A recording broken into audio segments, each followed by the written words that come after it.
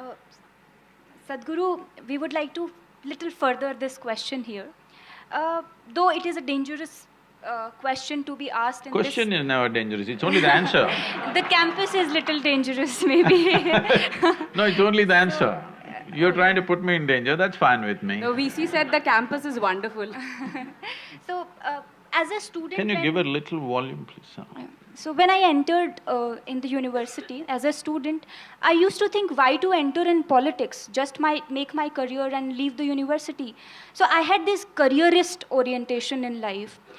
What you think about, is studentship and politics, is it a good mix? Do you think overall, is it a good mix? See, let's understand the word politics. Unfortunately, today in this country, if I say they're doing politics, that means they're doing something nasty.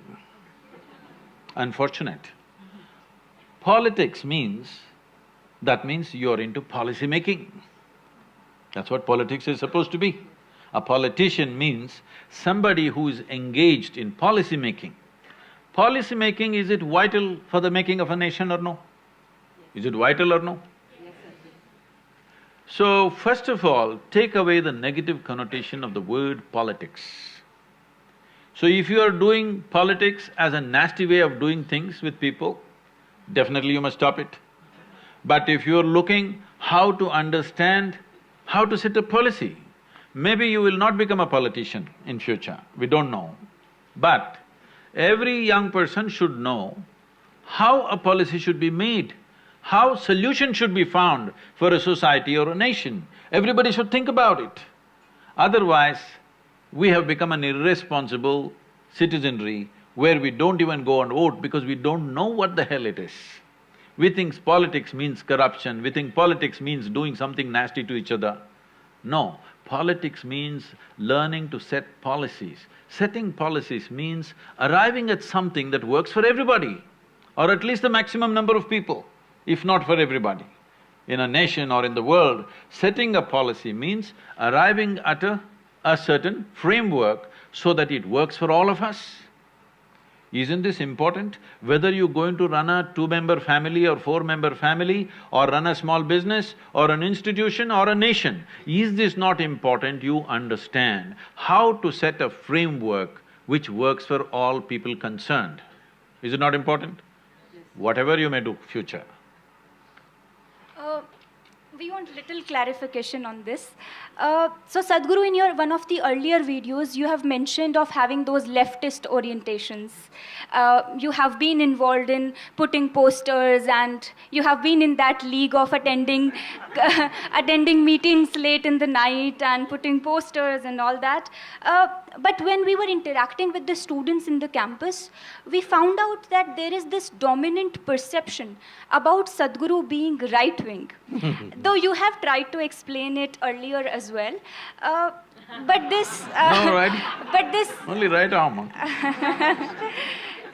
But Sadhguru, this perception is because you have supported government earlier on the issue of demonetization, then later on having no bomb blast occurred in the country. So is Sadhguru… That's clear. Has Sadhguru turned right-wing now? Is it… See, right now, we are working with the Tamil Nadu government, which you know is AIDMK. Nobody knows which wing it is.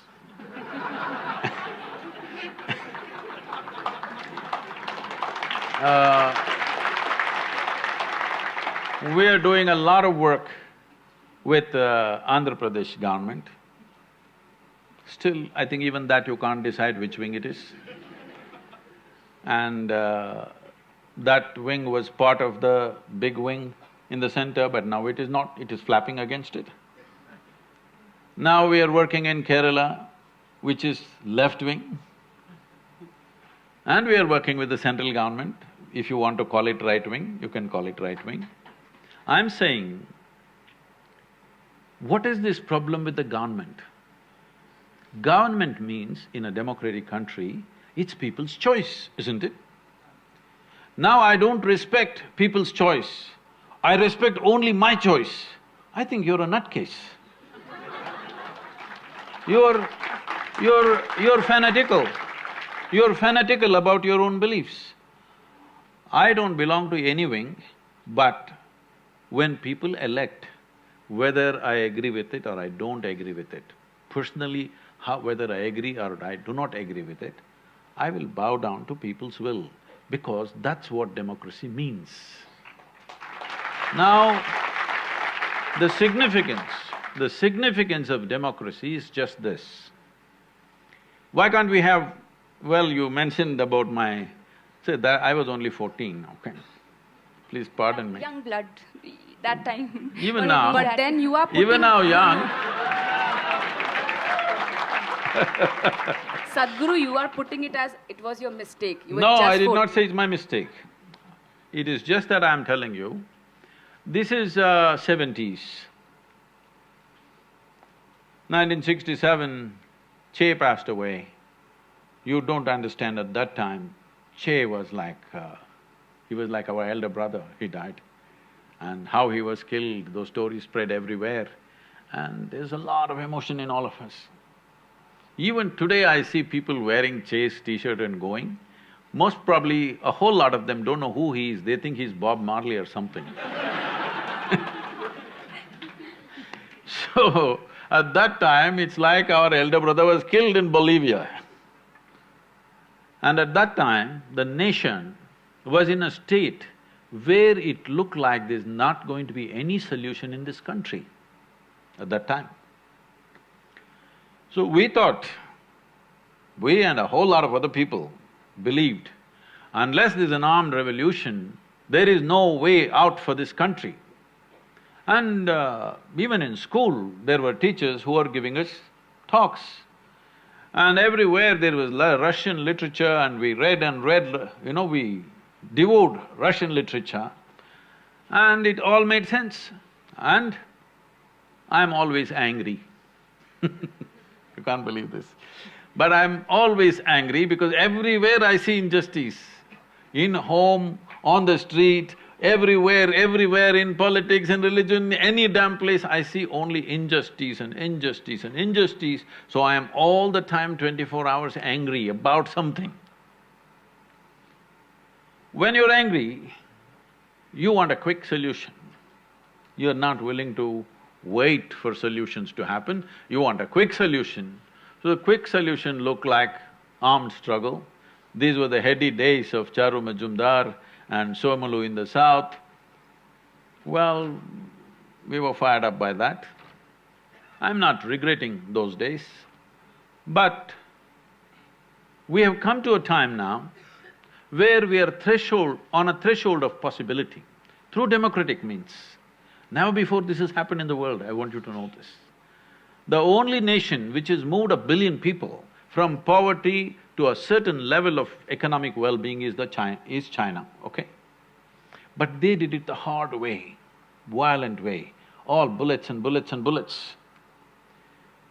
But they've done a great job because keeping people for generations in poverty is worse than killing them. In extreme poverty, where nourishment is an issue. So they did what they did in their own way.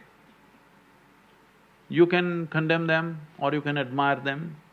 For me, it's a certain wisdom, painful wisdom, which they employed and they did. And once they achieved what they have to achieve, now they're trying to move slowly towards a democratic process to some extent. At least open market system they're going into. But with India, we have a unique possibility. We can move 500 to 600 million people from abject poverty in which they are right now to a reasonable level of well-being in a matter of next 10 to 15 years' time. We are just on the threshold of that. Through a democratic process, without bullets, without killing, without massive repression, nothing, no force. Without force, we are able to do it.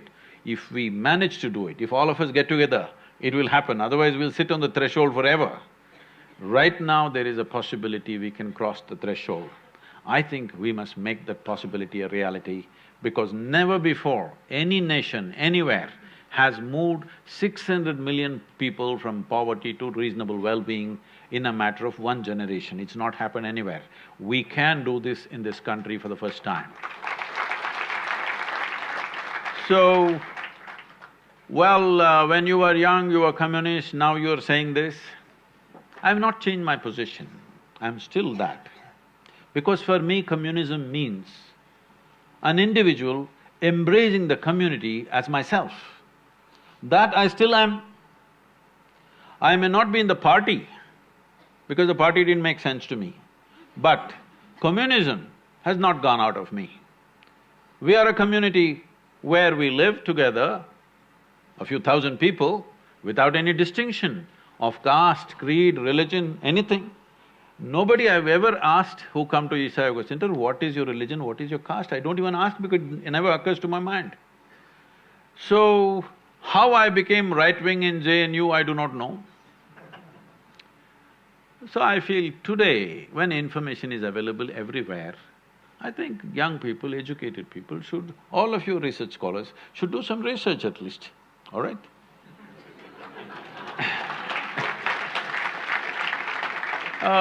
Just making wild conclusions about somebody whom you have not even met, this I've seen everywhere, especially in this country. This doesn't happen anywhere else in the world, this is what I'm seeing. In this country, people who have never met you seem to know more about me than I know about myself. Those who have never seen me, those who have never met me, those who have never spoken to me, they know more about me than I know about my own life. I think you must give them a PhD because there's such a imaginative research they are doing. So I'm working with governments. I will always work, let everybody know this. Whichever government gets elected, because I bow down to the people's will. My opinion is not bigger. My opinion is not bigger than the people's will of this nation, always. Sadhguru, even if we buy this argument, there's a predominant conception that there is some leaning towards the right. Because, like, this is… Did you feel this is high time? This is high time to galvanize votes for 2019, that the Youth and Truth campaign? See, okay. See, if I give a call, I don't have to go university to university. If I give a call, any party will get substantial vote, okay? But I will tell you this, my daughter comes and asks me, which party should I vote? I won't tell her. I tell her, you need to think. She is an artist. So I tell her, you need to think, what's good for you and people around you? Maybe not good for me, it doesn't matter. What's good for you and people around you, for your community of artists, whatever, you must vote for that party, not what I say. In the… in the yoga center and everywhere I go, people ask, Sadhguru, whom should I vote for?